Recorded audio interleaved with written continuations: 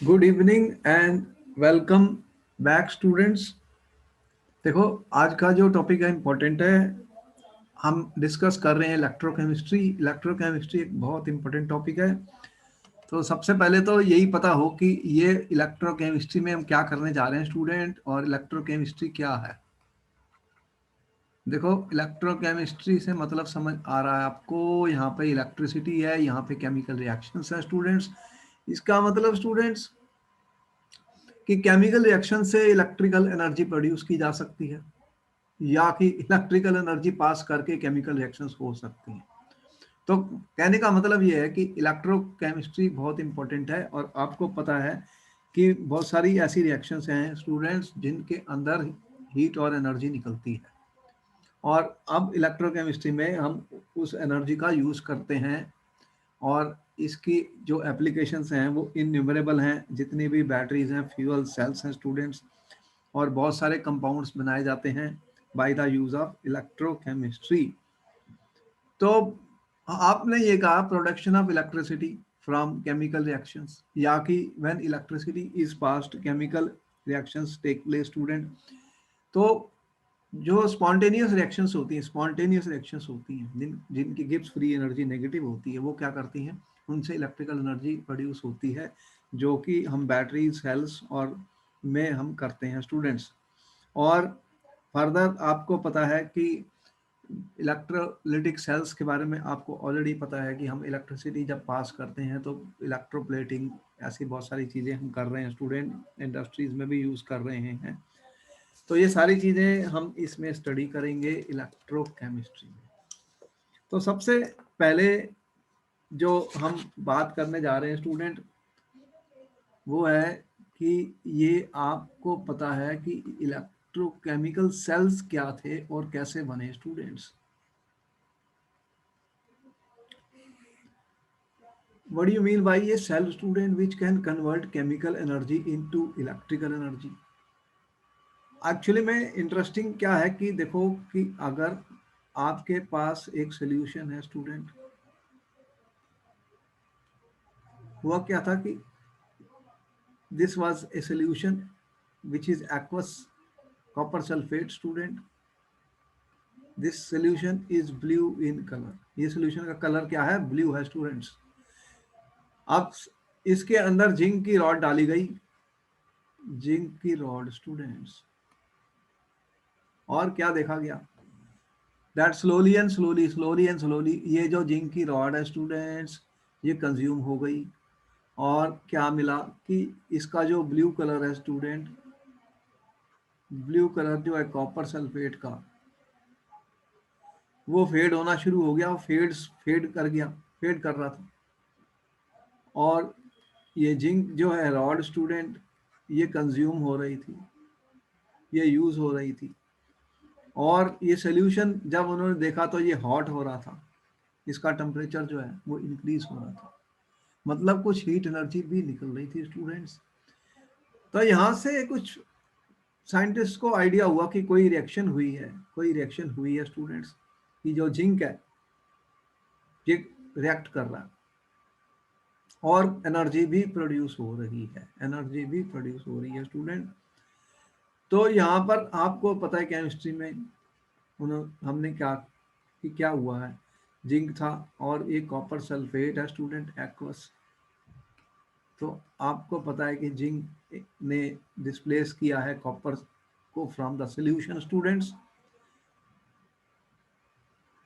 तो यहाँ पे आपको ये भी मिला कुछ फोर्थ पे, ये इसके नीचे इनको कुछ कॉपर मिला ग्रे कलर का। तो आप देख रहे हैं कि ये सारा जो ये रिएक्शन थी ये इंपॉर्टेंट थी स्टूडेंट्स, क्योंकि यहाँ से शुरू हुई थी आपकी गैल्वेनिक सेल की स्टोरी। कि उन्हें पता लगा कि यहाँ पर कोई रिएक्शन हो रही है, और जिंक जो है वो देख रहे हैं ऑक्सीडेशन हो रही है जिंक की। आपने रिडॉक्स रिएक्शंस पढ़ी है, एक रिडॉक्स रिएक्शन है स्टूडेंट, और कॉपर की रिडक्शन हो रही है, कॉपर जिंक की हो रही है ऑक्सीडेशन। तो रिडॉक्स रिएक्शंस में स्टूडेंट्स आपने लर्न किया, रिडॉक्स रिएक्शंस में क्या पढ़ा था आपने स्टूडेंट्स, ऑक्सीडेशन होती है, लॉस ऑफ इलेक्ट्रॉन स्टूडेंट। तो अगर आपने कहा कि जिंक की तो ऑक्सीडेशन हुई है, zinc is being oxidise students, और एक रिडक्शन होती है student, zinc is losing the electron, तो there should be someone to gain the electron student.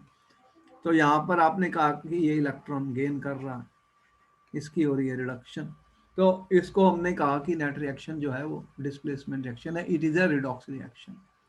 तो दैट मीन स्टूडेंट, और एक इंपॉर्टेंट बात थी कि इसमें एनर्जी निकली थी, इस रिएक्शन में एनर्जी है हमारे पास स्टूडेंट्स। तो क्या इस एनर्जी को हम यूज कर सकते हैं, क्या इस एनर्जी को इलेक्ट्रिकल फॉर्म में ले सकते हैं? हाँ, यही इसी से ही सारा कुछ हुआ था, क्योंकि ये जो एनर्जी है स्टूडेंट, जहाँ भी हीट और एनर्जी मिल रही है वो इम्पोर्टेंट है, अब उसका हम क्या यूज़ करेंगे, यहीं से फिर बात चली इलेक्ट्रोकेमिकल सेल की। स्टूडेंट्स, इलेक्ट्रोकेमिकल सेल्स क्या होते हैं? दो टाइप के मैं बता रहा हूँ कि इलेक्ट्रोकेमिकल सेल्स वो होते हैं, एक तो आपके सामने हमने गैल्वेनिक सेल्स बताए स्टूडेंट, या वोल्टेज सेल भी कहते थे इनको, क्योंकि पहले जब बनाया था वोल्टा ने। दूसरे जो होते हैं वो इलेक्ट्रोलिटिक सेल कहलाते हैं स्टूडेंट, इलेक्ट्रोलिटिक सेल।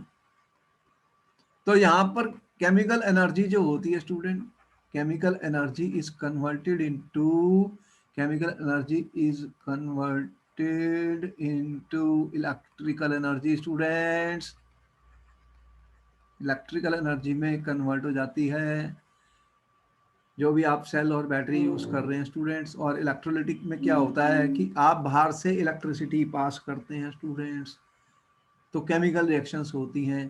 तो यहाँ पर इलेक्ट्रिकल एनर्जी जो होती है स्टूडेंट वो यूज होती है, और ये स्पॉन्टेनियस रिएक्शंस के लिए होती है, स्पॉन्टेनियस रिएक्शंस के लिए होती है। और यहाँ पे क्या होता है, इलेक्ट्रिकल एनर्जी पास की जाती है स्टूडेंट, इलेक्ट्रिकल एनर्जी जो होती है that is converted into chemical energy.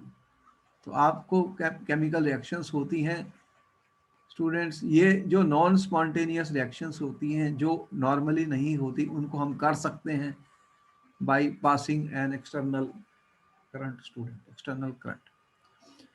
तो यहाँ पर इलेक्ट्रोलिसिस हम देखेंगे, इलेक्ट्रोलिसिस जो है आप हम स्टडी करेंगे, इलेक्ट्रोलिसिस वगैरह, इलेक्ट्रोप्लेटिंग, ये सब इसमें आएंगी इंडस्ट्रीज में, कैसे इनकी एप्लीकेशंस होती हैं स्टूडेंट्स।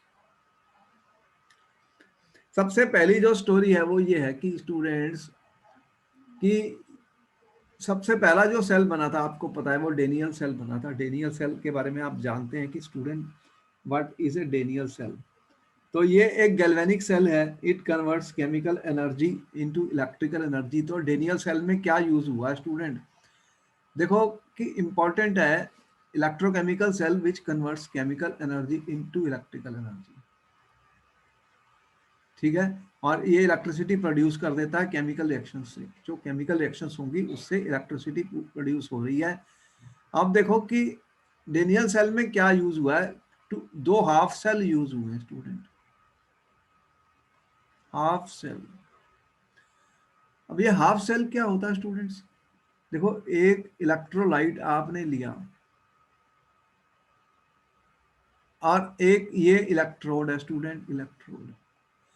तो इलेक्ट्रोड एक रॉड है जहां पर ऑक्सीडेशन या रिडक्शन की रिएक्शन होगी स्टूडेंट्स। ये मेटल है, जैसे ये मेरा मेटल है और ये मेटल का साल्ट सोल्यूशन है, ये मेटल का साल्ट सोल्यूशन होता है स्टूडेंट। जब उसके अंदर मेटल की रॉड को डिप कर देते हैं तो एक हाफ सेल बन जाता है। ऐसा क्यों होता है, देखो जैसे आपने इसके अंदर Zn लिया है, ये Zn की मेरा रॉड है, ये एक इलेक्ट्रोड है, इसके अंदर आपने ZnSO4 का सोल्यूशन डाला है, और ये है जिंक रॉड, ये क्या है, जिंक रॉड, इसके अंदर आपने डाला है।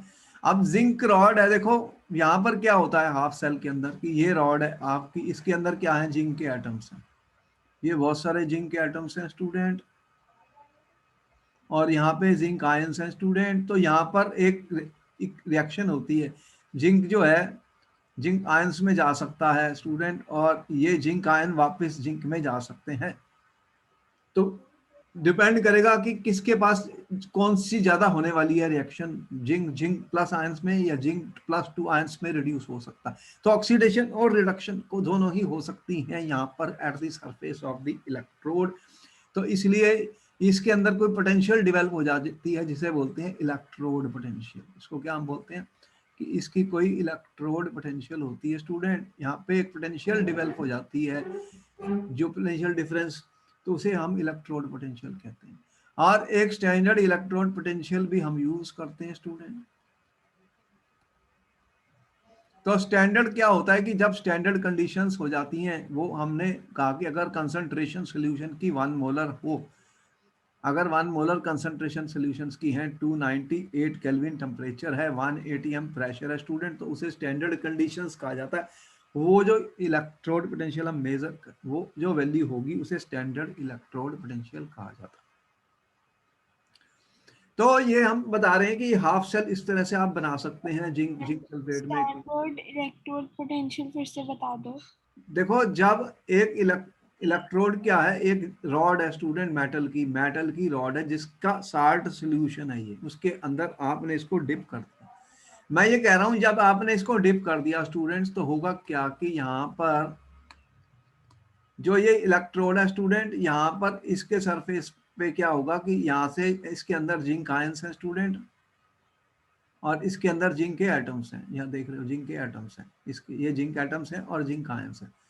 तो इनके अंदर आप देख रहे हैं कि जिंक जिंक आयंस बना सकता है और इलेक्ट्रॉन छोड़ सकता है, और जिंक के आयन इलेक्ट्रॉन को गेन करके जिंक बना सकते हैं।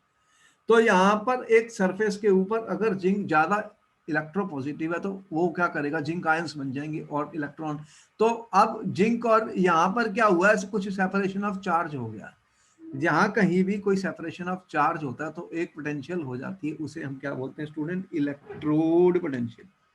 A potential difference dwell between electron and electrolyte। मैं कह रहा हूं, क्या कह रहा हूं मैं स्टूडेंट, इसको ठीक कर देता हूं।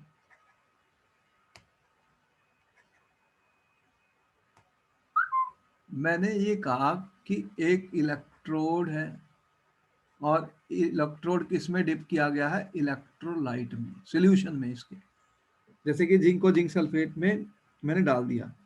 तो इलेक्ट्रोड कैन बी पॉजिटिवली और negatively charged with respect to solution.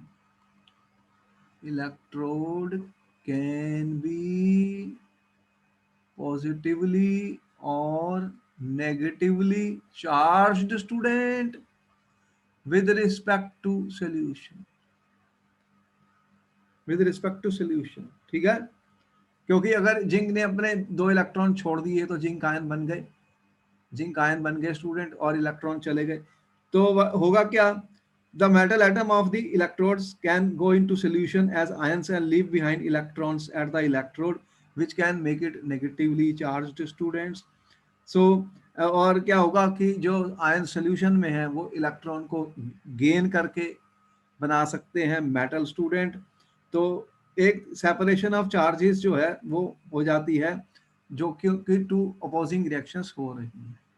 तो जब कभी भी ऐसा होगा, there will be separation of charges student, क्या हो जाएगा, so at equilibrium there is a separation of charges, equilibrium हो जाता है, इक्विलिब्रियम हो जाता है कुछ समय के बाद।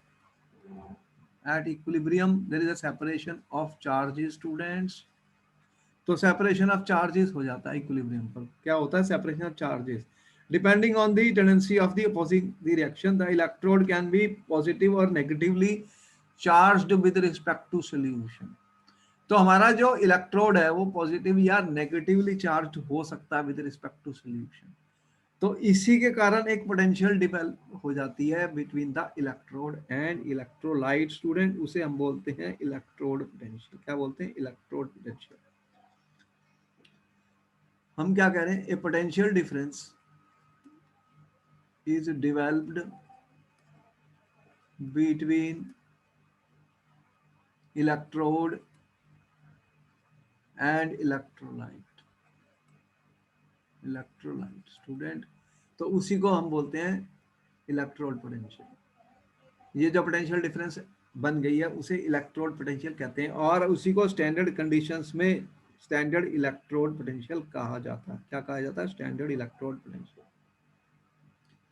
तो इस तरह से बॉस ये हाफ सेल है, कॉपर और कॉपर सल्फेट को डाला, वो भी हाफ सेल है। यहाँ पे आप देख रहे हैं कि डेनियल सेल की मैं बात कर रहा था स्टूडेंट्स। तो डेनियल सेल में हमने क्या किया है, देखो एक ये हाफ सेल है और एक ये हाफ सेल है, दो हाफ सेल हमने ज्वाइन किए हैं स्टूडेंट। ये जिंक, इसके अंदर इसका सोल्यूशन है, जिंक सल्फेट का सोल्यूशन का कलर व्हाइट होता है, इसके अंदर एक सोल्यूशन है स्टूडेंट। कौन सा सोल्यूशन है? ये है जिंक सल्फेट का। जिंक सल्फेट ले लो या जिंक क्लोराइड, कोई भी ले सकते हो। तो जिंक आयंस है, इलेक्ट्रोलाइट है। यहाँ पर कॉपर और कॉपर सल्फेट का सोल्यूशन लिया है, ये सोल्यूशन है कॉपर सल्फेट का। देखो ब्लू सा कलर दिखा रहे हैं, जिंक सल्फेट व्हाइट कलर का होता है स्टूडेंट। तो आपके पास ये ZnSO4 और ये कॉपर सल्फेट और ये कॉपर का इलेक्ट्रोड आप देख रहे हैं स्टूडेंट, और ये जिंक इलेक्ट्रोड देख रहे हैं, ये हमने डिप किया है। अब होगा क्या, इनको आपने ज्वाइन कर दिया स्टूडेंट, इनको ज्वाइन कर दिया तो होता क्या है कि जिंक जो है स्टूडेंट, वो उसकी ऑक्सीडेशन होती है, zinc is getting oxidized student. अब अगर जिंक की ऑक्सीडेशन होगी स्टूडेंट, देखो दो हाफ सेल हैं, जिंक की टेंडेंसी ऑफ ऑक्सीडेशन इससे ज्यादा है कॉपर से, आपने ज्वाइन कर दिया, जिंक की ऑक्सीडेशन हो रही है तो ये इलेक्ट्रॉन यहां से निकल रहे हैं स्टूडेंट, जिंक से इलेक्ट्रॉन बाहर आ रहे हैं और कहाँ जा रहे हैं, ये इलेक्ट्रॉन देख रहे हैं आपको, ये इलेक्ट्रॉन ऐसे जा रहे हैं। और कॉपर आयन सोल्यूशन में है स्टूडेंट, ये क्या कर रहे हैं, ये इलेक्ट्रॉन को गेन कर लेते हैं स्टूडेंट, तो आपको मिल जाता है। तो यहां पर ऑक्सीडेशन हो रही है स्टूडेंट, और यहां पर क्या हो रही है, रिडक्शन हो रही है।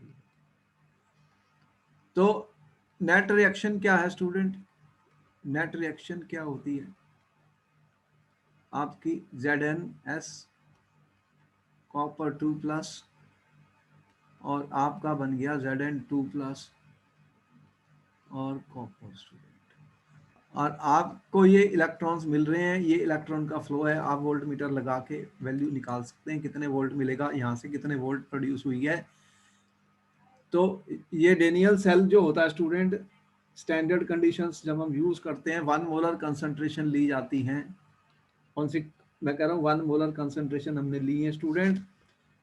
इसे गैल्वेनिक या वोल्टेज सेल भी कहते हैं स्टूडेंट।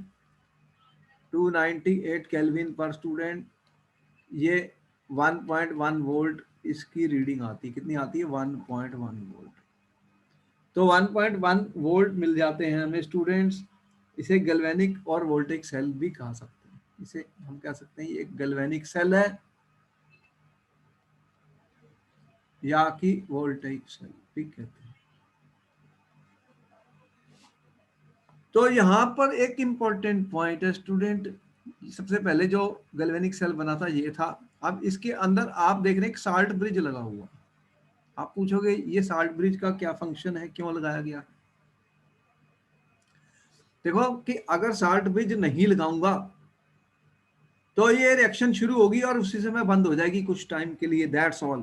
क्यों, क्योंकि यहाँ पर क्या होने वाला स्टूडेंट, जिंक आयन एक्सेस में होने वाले हैं इसके अंदर, जो इसमें आप देख रहे हैं जिंक आयंस बनते जा रहे हैं। और यहाँ पर क्या होगा स्टूडेंट्स, क्या होगा इसके अंदर, क्या होगा कि एक्सेस ऑफ जिंक आयन बनने वाले हैं, ये जिंक आयन मिलते जा रहे हैं यहाँ पर।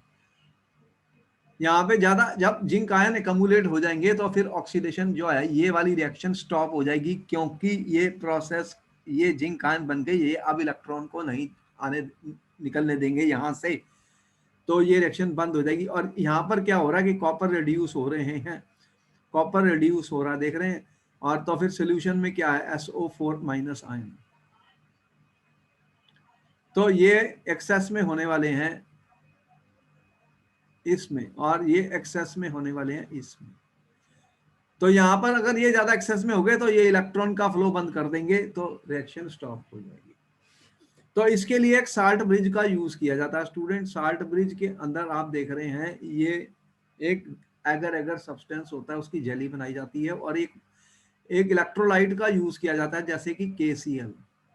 KCl में क्या होता है, पोटेशियम आयन और क्लोराइड आयन स्टूडेंट्स, और इनकी आयनिक मोबिलिटी इक्वल होती है। तो क्या होता है ऑलमोस्ट कि यहाँ पर जिंक आयंस हैं तो इसमें से आयंस फ्लो कर जाते हैं स्टूडेंट अपोजिट। जिंक आयंस हैं तो क्लोराइड आयंस चले जाते हैं इसके अंदर, यहाँ से साल्ट ब्रिज से। तो क्लोराइड आयन जिंक के साथ रिएक्ट करके जिंक क्लोराइड बना लेंगे, एक एक्वस सोल्यूशन जिंक क्लोराइड का। ये सॉलिड नहीं है, एक्वस है। और यहाँ पर क्या होगा कि सल्फेट आयन बढ़ गए थे तो पोटेशियम आयन इधर इस तरफ चले जाते हैं K+।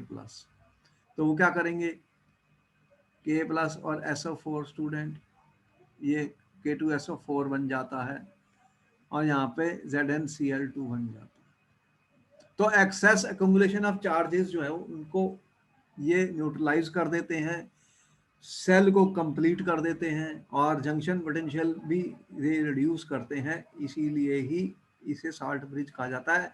और इसके बिना ये सेल नहीं चलेगा, टू कंटिन्यूस नहीं रहेगा, it will be stopping after some period of time. तो ये थी स्टोरी, पहला जो सेल बना जो मैंने बताया वो डेनियल सेल है। और इसका स्टैंडर्ड कंडीशन मैंने बताई, 1 मोलर कंसंट्रेशन कॉपर सल्फेट था, इसमें 1 मोलर जिंक सल्फेट था। ये जिंक रॉड है स्टूडेंट, इलेक्ट्रोड कहते हैं इसको, और ये हमें इलेक्ट्रिसिटी प्रोड्यूस करता है। और यहाँ से हमें मिले 1.1 वोल्ट अंडर स्टैंडर्ड कंडीशन। अब आप इंपॉर्टेंट पॉइंट्स क्या है स्टूडेंट की, जब भी मैंने हाफ सेल को ज्वाइन किया तो उसमें एक एनोड था और एक कैथोड था। देखो एक सेल बना है, अगर आप एक सेल, 2 सेल, 3 सेल इकट्ठे ऐसे ज्वाइन कर दोगे तो क्या होगा, अगर आप सेल्स को सीरीज में ज्वाइन कर दो स्टूडेंट बैटरी बनती तो वो क्या बन जाएगी, बैटरी। बैटरी आपको पता हम यूज करते हैं बहुत ज्यादा। एक सेल जो है 1.1 वोल्ट है मान लो, तो आपने 5 सीरीज में कनेक्ट कर दिए तो आपको कितना मिल जाएगा, 5.5 वोल्ट। तो इस तरह से जैसे हमने एक सेल, 2 सेल, 3 सेल, इनको आपने ज्वाइन कर दिया इन सीरीज स्टूडेंट्स।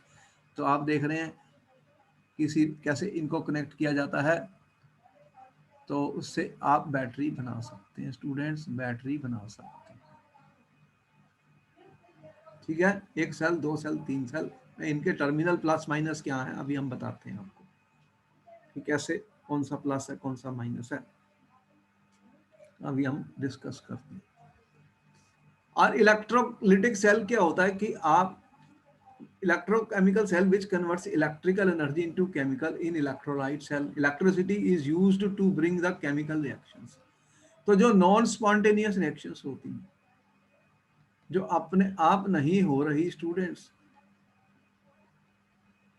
उनके अंदर हम बाहर से बैटरी लगा देते हैं, बैटरी से हम इनको इलेक्ट्रिसिटी दे देते हैं। तो उससे क्या होता है, रिएक्शंस होती हैं, आयंस होते हैं सोल्यूशन, आयंस होते हैं, अपोजिट आयंस अपोजिट इलेक्ट्रोड्स की तरफ मूव करते हैं। जब पोटेंशियल डिफरेंस आपने बैटरी लगाई है तो एनोड पर क्या होता है, ऑक्सीडेशन, कैथोड पे होता है रिडक्शन स्टूडेंट। तो इस तरह से केमिकल रिएक्शंस हो जाती हैं, उसी को हम इलेक्ट्रोलिटिक सेल कहते हैं। तो ये एक इलेक्ट्रोलिटिक टैंक है, ये एक सोल्यूशन ऑफ इलेक्ट्रोलाइट है स्टूडेंट्स, ये हम डिस्कस करेंगे फैराडेज लॉज ऑफ इलेक्ट्रोलिसिस, इसको हम स्टडी करेंगे इसी कोर्स में, इलेक्ट्रोकेमिस्ट्री के चैप्टर में। तो ये आपको बताया कि इलेक्ट्रोलिटिक सेल्स होते हैं। तो सबसे पहले हम जो स्टडी कर रहे हैं स्टूडेंट वो है गैल्वेनिक सेल्स। या तो सब ये जो मैंने डेनियल सेल बनाया था स्टूडेंट वो एक गैल्वेनिक सेल है, और वो डेनियल ने बनाया था। तो उसके अंदर आपने देखा जिंक, एक हाफ सेल जिंक और जिंक का यूज किया गया, जिंक आयंस के अंदर। दूसरा हाफ सेल कॉपर और कॉपर आयंस का हमने बनाया। जिंक की पावर ज़्यादा है इलेक्ट्रॉन को देने की, वो ऑक्सीडाइज हुआ, कॉपर जो है वो रिड्यूस हुआ। नेट सेल रिएक्शन लिखी, 1.1 वोल्ट जो है हमें मिला। तो हमें गैल्वेनिक सेल, कोई भी गैल्वेनिक सेल बनाने के लिए इतना हमें समझ में आ गया स्टूडेंट, हमें 2 हाफ सेल्स चाहिए, मतलब 2 हाफ सेल होने चाहिए स्टूडेंट्स, और उनको हम कपल करेंगे। और फिर साथ में आपने ये भी देख लिया कि हम एक साल्ट ब्रिज का यूज करते हैं स्टूडेंट, जिससे कि रिएक्शन चलती रहे। So half cell contains a conductive electrode and a surrounding conductive electrolyte. आपने देख ही लिया कि हाफ सेल कैसे बनता है। मैंने इलेक्ट्रोड डाला, मेटल सॉल्यूशन डाला और वही मेटल का इलेक्ट्रोड डाला तो एक हाफ सेल बन गया। तो इलेक्ट्रोड जो होना है वो कंडक्टिव होना चाहिए ताकि उसमें से इलेक्ट्रॉन फ्लो कर सके। कौन कौन से इलेक्ट्रोड यूज होते हैं वो आप देखेंगे। एक्टिव और इनर्ट दो टाइप के इलेक्ट्रोड्स होते हैं। एक्टिव तो खुद भी पार्टिसिपेट करते हैं रिएक्शंस में, और इनर्ट प्लाटिनम बहुत ज़्यादा यूज होता है, और प्लाटिनम काफ़ी कॉस्टली है मेटल, आपको पता है। इसके बहुत ज़्यादा इलेक्ट्रोड बनाए जाते हैं प्लाटिनम के। और स्टैंडर्ड हाफ सेल जो होती है वो हमने आपको बताया कि 1 मोलर सोल्यूशन हम यूज करते हैं मेटल साल्ट का। जब आपने हाफ सेल बनाया स्टूडेंट, तो आपका एक मेटल इलेक्ट्रोड है स्टूडेंट।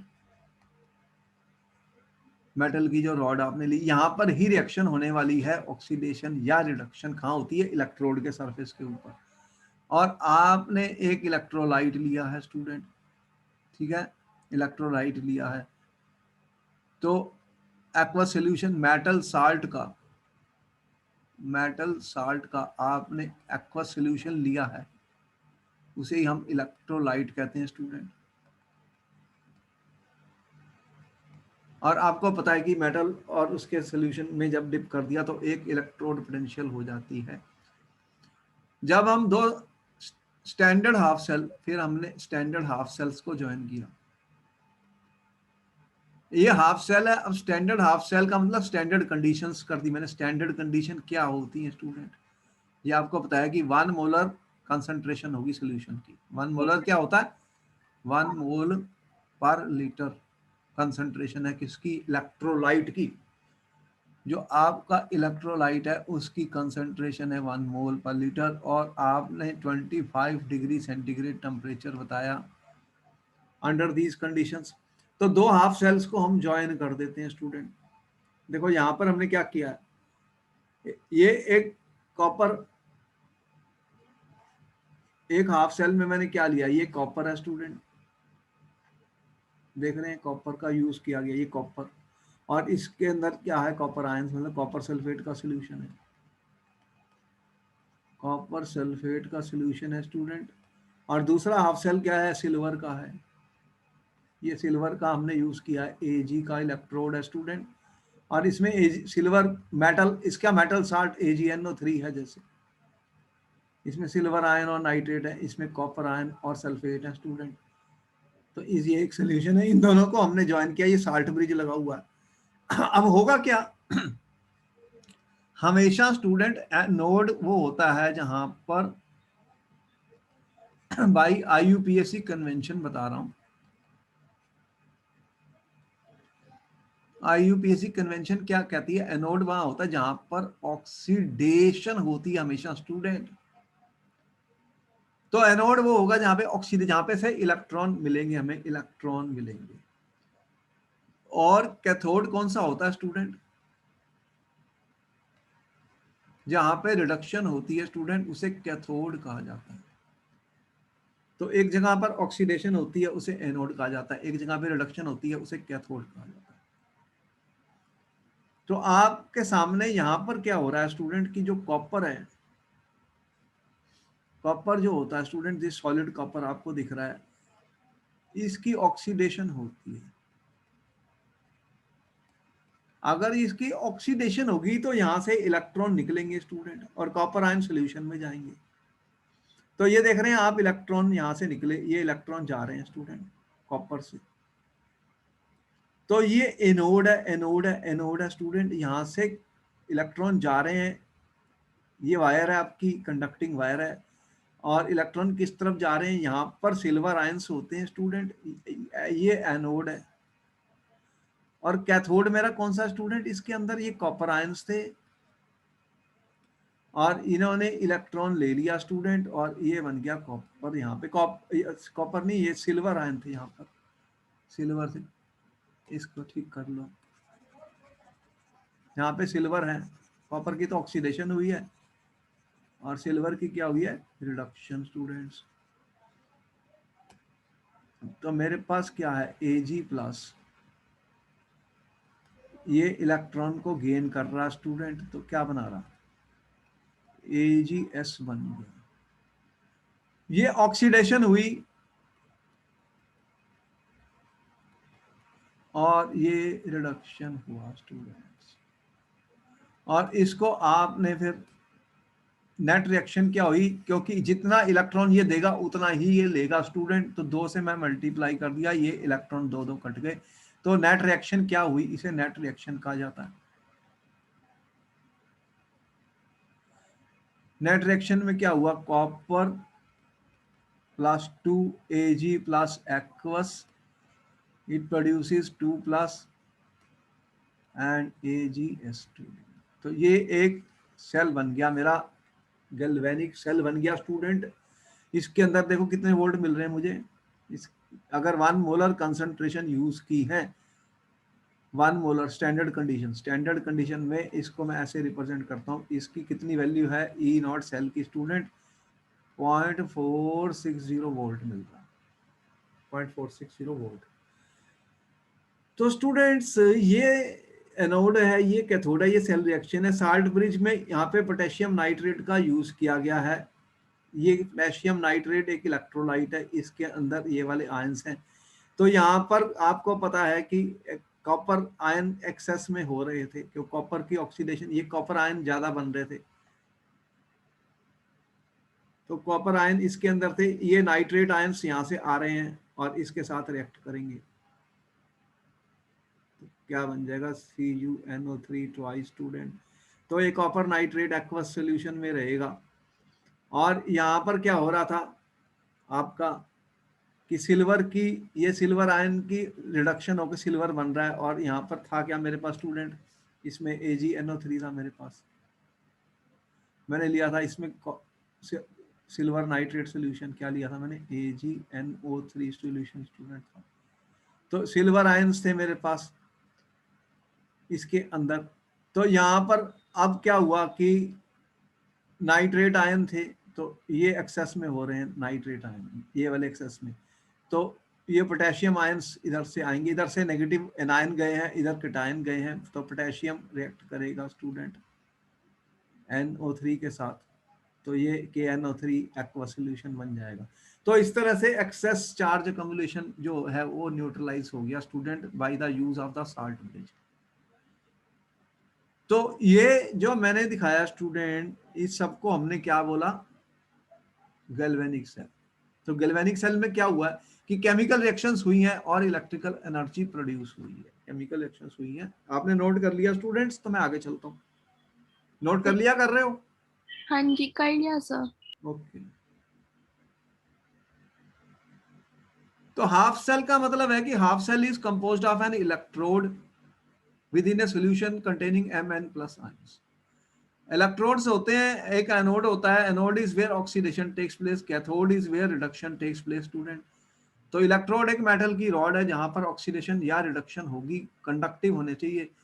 तो 2 टाइप के इलेक्ट्रोड्स होते हैं, एक इनर्ट इलेक्ट्रोड्स होते हैं स्टूडेंट्स जो खुद रिएक्ट नहीं करते, और एक होते हैं इलेक्ट्रोड जो एक्टिव होते हैं, एक्टिव जो खुद भी रिएक्ट करते हैं, एक्टिव इलेक्ट्रोड्स।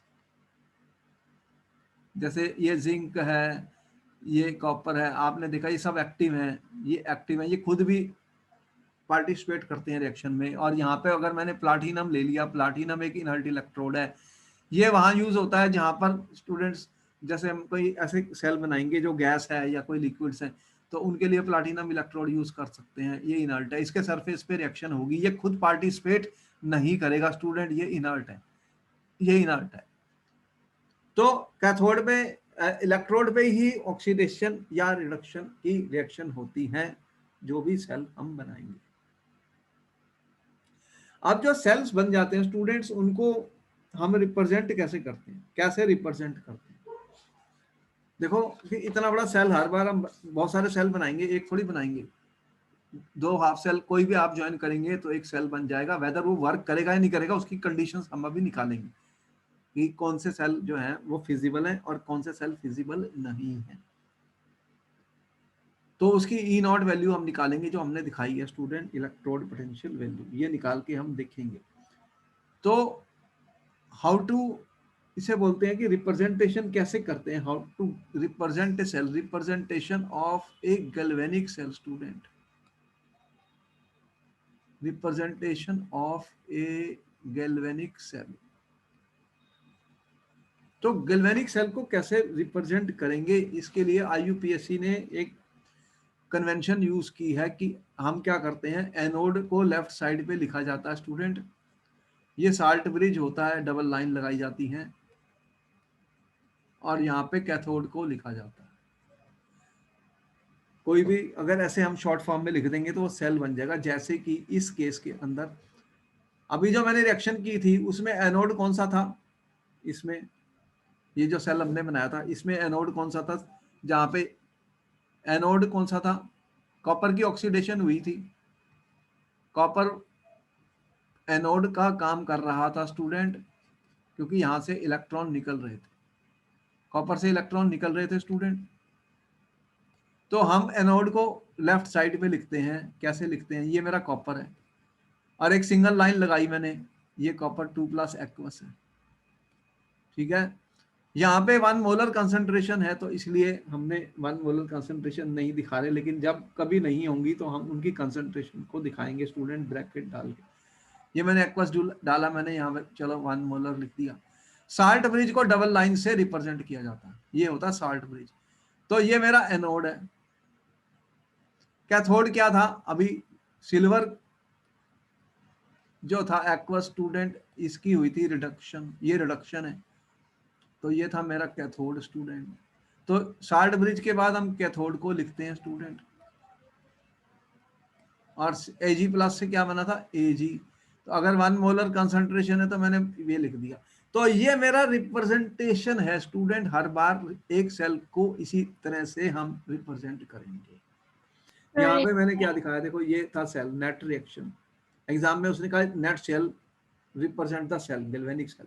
तो गैल्वेनिक सेल क्या है, दो ही चीजों का बनता है, 2 हाफ सेल्स का ही बनता है। एक हाफ सेल पे ऑक्सीडेशन होती है स्टूडेंट्स, और दूसरे हाफ सेल पे क्या होती है, रिडक्शन। अब देखो यहाँ पर कॉपर की ऑक्सीडेशन हुई है, ये हाफ सेल है, ऑक्सीडेशन का एनोड है, ये डबल लाइंस मैंने लगाई हैं, ये साल्ट ब्रिज है और ये कैथोड है। तो हर हाफ सेल को हम ऐसे ही लिखेंगे। बोलो इसमें कोई डाउट है, लिख लेंगे। हाँ जी sir.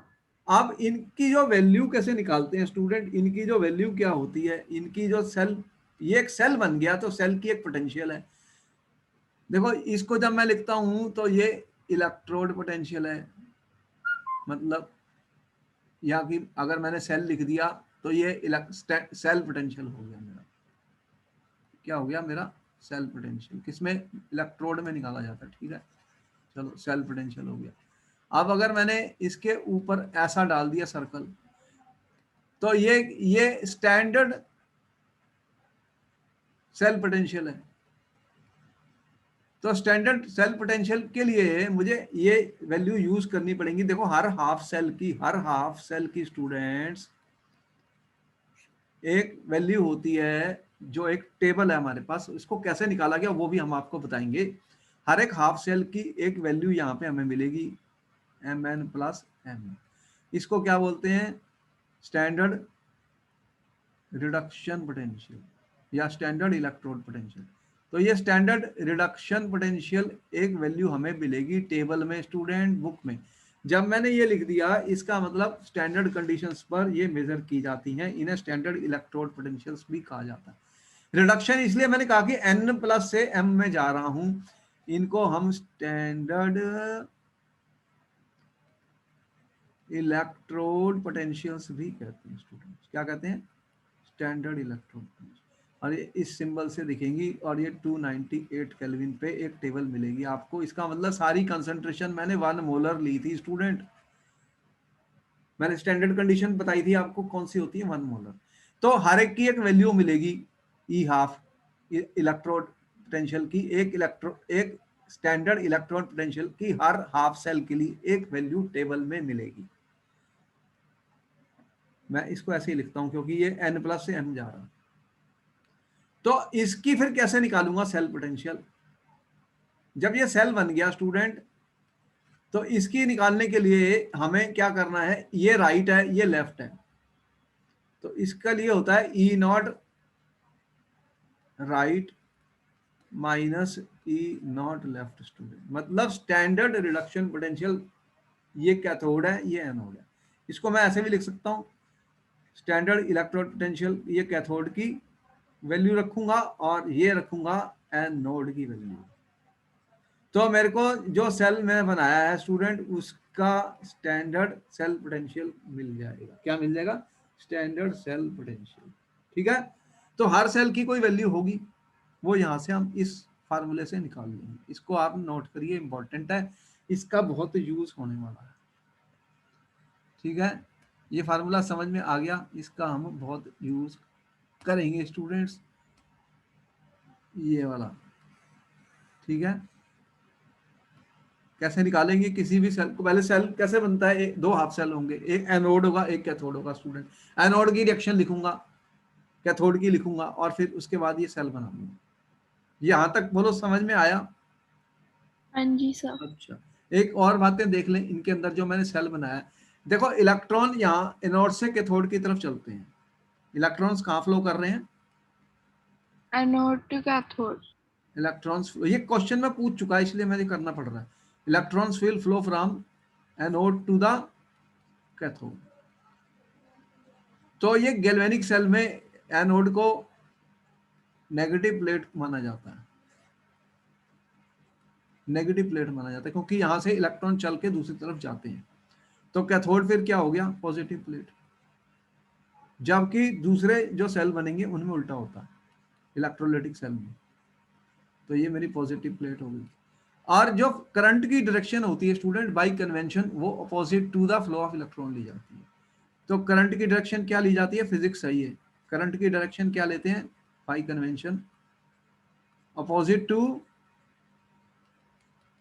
Direction of the flow of electron. ठीक है, तो इलेक्ट्रॉन की जो डायरेक्शन है उससे अपोजिट वाली डायरेक्शन को क्या लेते हैं हम? करंट।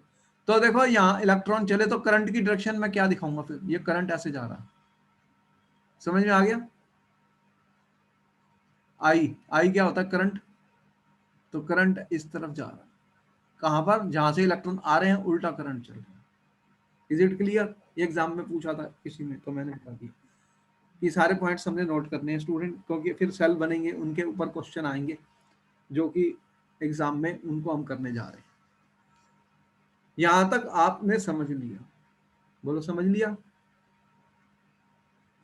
कि गैल्वेनिक सेल होता कैसे है, उसको रिप्रेजेंट कैसे करेंगे, उसकी वैल्यू कैसे निकालेंगे, सेल पोटेंशियल स्टैंडर्ड कंडीशंस में हम सारी निकालते हैं जो हमने दिखाई।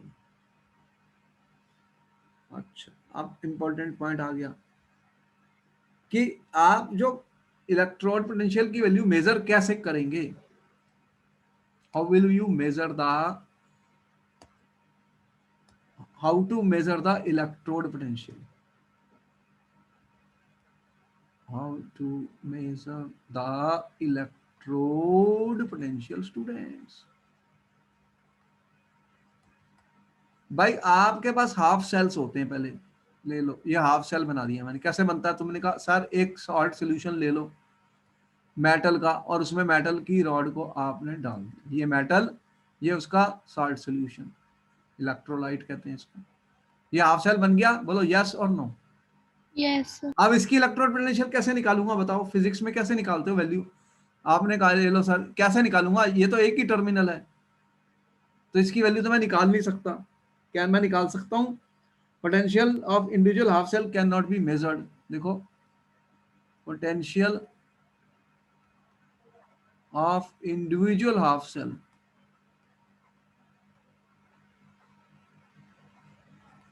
Can not be measured student, ये हम मेजर ही नहीं कर सकते। तो फिर हमने क्या किया?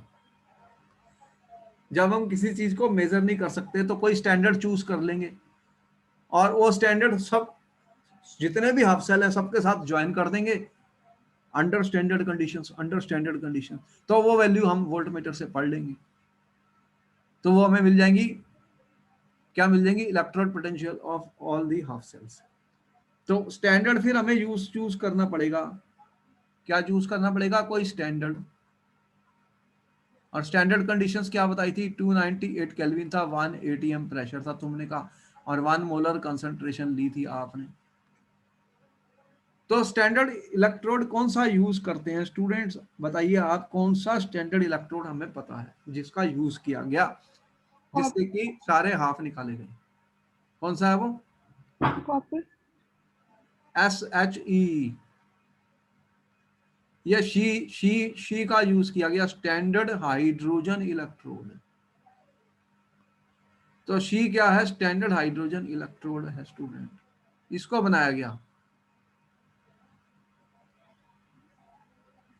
उन्होंने क्या किया, एक स्टैंडर्ड हाइड्रोजन इलेक्ट्रोड बनाया और उसकी वैल्यू आर्बिट्रली कितनी दे दी, 0.0 वोल्ट।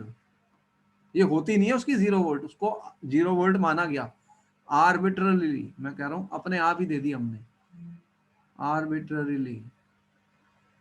और स्टैंडर्ड कंडीशंस पर, कंडीशन स्टैंडर्ड कंडीशंस की बात कर रहा हूं।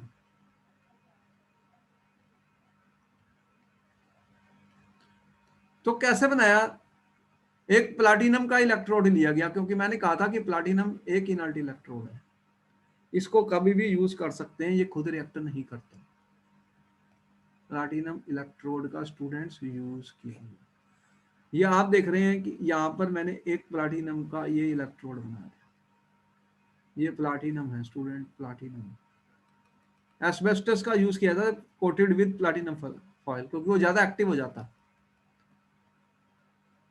तो ये प्लाटिनम है मेरे पास student, finely divided platinum coated on platinum foil, platinum की फॉयल के ऊपर फाइनली डिवाइड करके उसके पाउडर फॉर्म को डिवाइड करके उसके ऊपर वो पाउडर फॉर्म लगा दी जाती है, जिससे वो एक्टिव हो जाता है, पाउडर फॉर्म ज्यादा एक्टिव होती है। और इलेक्ट्रोड को किसमें डिप किया गया है स्टूडेंट, इस इलेक्ट्रोड को डिप किया गया है एसिडिक सोल्यूशन में, H+ में। 1 मोलर कंसंट्रेशन मैंने ली एसिड की, 1 मोलर कंसंट्रेशन एसिड में से डिप किया गया। देखो ये प्लाटिनम इलेक्ट्रोड है, ये 1 मोलर है, और यहां से पास की जा रही है हाइड्रोजन गैस स्टूडेंट, क्या पास कर रहे हैं, H2 गैस, और 1 बार प्रेशर रखा जाता है, कितना, 1 बार। आप देख रहे हैं यहाँ से हाइड्रोजन के बबल्स गैस के अंदर जा रहे हैं, हाइड्रोजन गैस, और ये सोल्यूशन है स्टूडेंट हमारे पास, ये सारा यहाँ पे आपको दिख रहा है, ये सब 1 मोलर है, ये HCl है, 1 मोलर सोल्यूशन, H+ 1 मोलर का सोल्यूशन है। अब ये इलेक्ट्रोड पर क्या होगा, आपके पास H+ है स्टूडेंट, ये रिएक्शन करेगा और हाफ हाइड्रोजन गैस मिलेगी इलेक्ट्रोड। तो यहाँ पर आप देख रहे हैं स्टूडेंट्स की हाइड्रोजन की हो रही है रिडक्शन स्टूडेंट, तो ये आपका एक स्टैंडर्ड हाइड्रोजन इलेक्ट्रोड बन गया, क्या बन गया, स्टैंडर्ड हाइड्रोजन इलेक्ट्रोड। तो इसको हम 1 एटमॉस्फेरिक प्रेशर, 1 बार प्रेशर है, 1 मोलर कंसंट्रेशन है, इसकी जो वैल्यू है student, the pressure of hydrogen gas is 180 bar, concentration is 1 molar and at 298 kelvin student. इसकी वैल्यू हमने आर्बिट्रली कितनी मानी है, इसका E0 कितना माना है स्टूडेंट, H+ से H2 का 0.0। 0 वोल्ट, 0 वोल्ट। अब इसको क्या करूंगा मैं, एनोड बनाऊंगा और इसको अब किसी भी हाफ सेल के साथ जोड़ दूंगा। देखो ये एनोड बन गया और मैंने इसको किसी और हाफ सेल के साथ जोड़ दिया स्टूडेंट्स। तो अब क्या होगा, अब तो मेरे को 2 टर्मिनल मिल गए 2 टर्मिनल जी। आपको, ये मेरे एक ये मिल गया, इसके साथ मैंने दूसरा हाफ सेल जोड़ दिया स्टूडेंट। तो फिर मैं उनकी वोल्ट मीटर लगा के, साल्ट ब्रिज लगा के रीडिंग पढ़ लूंगा। तो यहाँ से फिर मुझे वैल्यूज मिल जाएंगी। अब देखो इंपॉर्टेंट पॉइंट क्या है कि मैं कह रहा हूं मैंने एनोड किसका बनाया है, SHE का, SH की शी क्या है, स्टैंडर्ड हाइड्रोजन इलेक्ट्रोड का, और दूसरा हाफ सेल मैंने लिया है कैथोड स्टूडेंट, कैथोड। इसको अगर मैं रिप्रेजेंट करना चाहूँ तो मैं ऐसे दिखा सकता हूँ, ये प्लाटिनम था जिसके ऊपर ये रिएक्शन हुई है। तो हाइड्रोजन गैस की ऑक्सीडेशन अगर मैं लिखूं तो ये H+ एक्वस, ये मैं कह रहा हूँ 1 मोलर, और ये कितना है 1 बार। ठीक है, ये मेरा एनोड है। अब मैंने क्या किया, कैथोड चूज किया कॉपर का स्टूडेंट, कॉपर का। तो कॉपर का मैंने लिया या जिंक का लिया। कॉपर क्या होता है, कॉपर 2+ एक्वस स्टूडेंट, ये कॉपर है। कितना लिया 1 मोलर, मैं कितना ले रहा हूँ 1 मोलर। ठीक है, अब ये मेरा एनोड है, ये कैथोड है, एक सेल बनाया। इन दोनों की अब रिएक्शन हो रही है स्टूडेंट, मतलब हाइड्रोजन, आपका जो हाइड्रोजन है ये टूट रहा है स्टूडेंट 2H+2E में, और जो कॉपर है स्टूडेंट ये गैस थी, ये एक्वस है। कॉपर का क्या हो रहा है, कॉपर 2+ एक्वस से स्टूडेंट इलेक्ट्रॉन ले रहा है, ये क्या बन गया कॉपर। ये क्या है ऑक्सीडेशन, ये क्या है रिडक्शन, ये क्या होगा एनोड, और ये क्या बना कैथोड।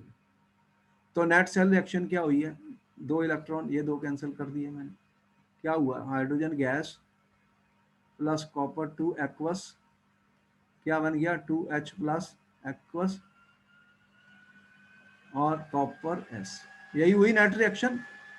अब इसकी वैल्यू निकालनी है, इसकी वैल्यू का फार्मूला क्या है। तो सेल तुमने कैसे लिखा, मैंने कहा जो नेट सेल क्या बना है, प्लाटिनम, इसके ऊपर हुआ है रिएक्शन H2 गैस। मैं इसको और पूरा कर देता हूं ताकि आपको कोई डाउट ना रहे। इसको कैसे बनाऊंगा, H2 गैस, प्रेशर कितना है 1 बार। ठीक है, ये मेरा एनोड है, ये किस में कन्वर्ट हुई है हाइड्रोजन H+ एक्वस में। कितना था इसके अंदर 1 मोलर लिखा हुआ है, 1 मोलर, ये स्टैंडर्ड कंडीशन है। इसके अंदर साल्ट ब्रिज है और दूसरा क्या है कॉपर 2+, इसका कितना है 1 मोलर, क्योंकि स्टैंडर्ड वैल्यू निकाल रहा हूं। यहाँ पे क्या बना है कॉपर S। तो ये सेल बन गया, बोलो बन गया सेल, दिख रहा है, ये सेल दिख रहा है तुम्हें पूरा, बोलो। अब इसकी अगर मैंने ई वैल्यू निकालनी है सेल की, तो वो क्या होगी E0R-E0 लेफ्ट, यही होती है। E0R की वैल्यू मैं मेजर करूंगा, अब मैं मेजर करूंगा वोल्ट मीटर लगा के। क्या करूंगा, वोल्ट मीटर लगा के मैंने मेजर कर ली, और जो वोल्ट मीटर से मुझे रीडिंग मिली, जो वोल्ट मीटर से मुझे रीडिंग मिली स्टूडेंट्स, वो मिली 0.34 वोल्ट। तो वो किसकी वैल्यू मिली मुझे, राइट वाले की। और इसकी कितनी होती है हाइड्रोजन की 0। तो इसका मतलब ये इसकी वैल्यू कितनी आ गई फिर सेल की, ये जो सेल बना है 0.34। 0.3 वोल्ट ही आ गई उसी को। वो फिर हाफ सेल किसकी हो गई, वो मैं इसको लिख सकता हूं that is equal to copper to 0.34 volt. तो इस तरह से मैं हर हाफ सेल की वैल्यू हाइड्रोजन इलेक्ट्रोड को जोड़ के निकाल लूंगा। बोलो निकल आएंगी, जी साहब। जिंक की भी कॉपर की भी सबकी। किसी की प्लस आएगी तो किसी की माइनस आएगी। जैसे जिंक की -0.76 रीडिंग आई वोल्ट मीटर पर, कितनी आई, जो जिंक की वैल्यू आई स्टूडेंट, जब जिंक का यूज किया गया तो उसकी वैल्यू कितनी आई -0.7। तो इन सब की फिर मैंने एक टेबल बना दी, क्या बना दी, टेबल बना दी। तो उसे क्या बोलते हैं, क्या उस टेबल को हमने क्या बोला, जो आपकी बुक में मिलेगी, स्टैंडर्ड इलेक्ट्रोड पोटेंशियल्स। क्या मिल गई हमें, स्टैंडर्ड Potential। इलेक्ट्रोड पोटेंशियल्स मिल गई। ठीक है, हाँ जी। तो इस तरह से हम स्टैंडर्ड हाइड्रोजन का इलेक्ट्रोड का यूज करके स्टूडेंट्स सभी की वैल्यू निकाल लेंगे और एक टेबल बना लेंगे, जिससे कि हमें जो भी हमारे हाफ सेल है उन सब की हमने वैल्यूज एक टेबल में दे दी हैं। उन्हें बोलते हैं स्टैंडर्ड इलेक्ट्रोड पोटेंशियल वैल्यूज या स्टैंडर्ड रिडक्शन पोटेंशियल एट 298 के। तो यहां तक आपको समझ में आ गया। हाँ जी। ठीक है, फिर यहाँ पर हम खत्म कर रहे हैं पार्ट 1 को, फिर नेक्स्ट पार्ट 2 जो है वो हम नेक्स्ट लेक्चर में पढ़ेंगे। Okay, then I will see you in my next class, students. Okay. Bye. Thank you, sir. Okay.